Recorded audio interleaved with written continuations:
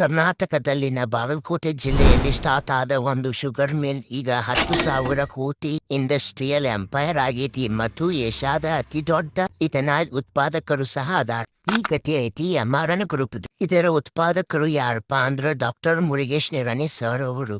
Murugesh Nirani family ಅವರಿಗೆ ಅವರು government job ಮಾಡ್ಲಿ ಅಂತ ಆಸೆ ಇತ್ತು.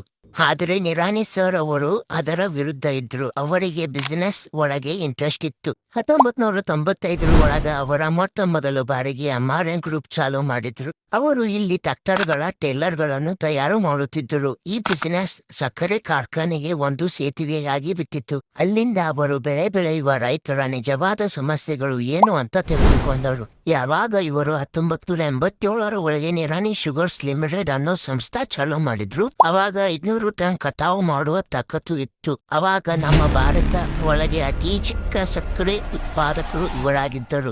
ಸಮಸ್ಯೆಗಳು ಎಲ್ಲ ಕಡೆ ಇತ್ತು. ಬಂಡವಾಳದ ಕೊರತೆ, ಮೂಲ ಸೌಕರ್ಯದ ಕೊರತೆ, ಋತು ಅವಲಂಬಿತ ಉದ್ಯಮ ಮತ್ತು ದೊಡ್ಡ ಉದ್ಯಮಗಳ ನಡುವೆ ತೀವ್ರವಾದ ಸ್ಪರ್ಧೆ ಇತ್ತು. ಇಲ್ಲಿ ಅವರಿಗೆ ಗೇಮ್ ಚೇಂಜಿಂಗ್ ಐಡಿಯಾ ಹೊಳೆಯಿತು.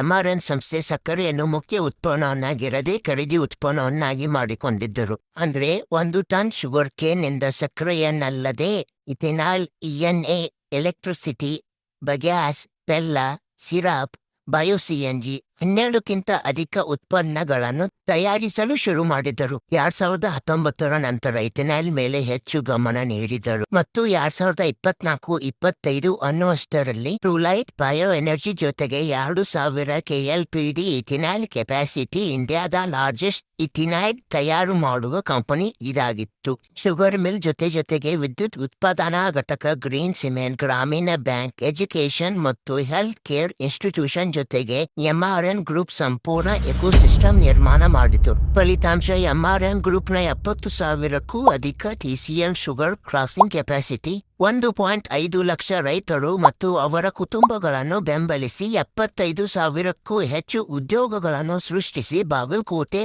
ಉತ್ತರ ಕರ್ನಾಟಕವನ್ನು ಇಂಡಸ್ಟ್ರಿಯಲ್ ಹಬ್ ಆಗಿ ಮಾಡಿದ್ದಾರೆ.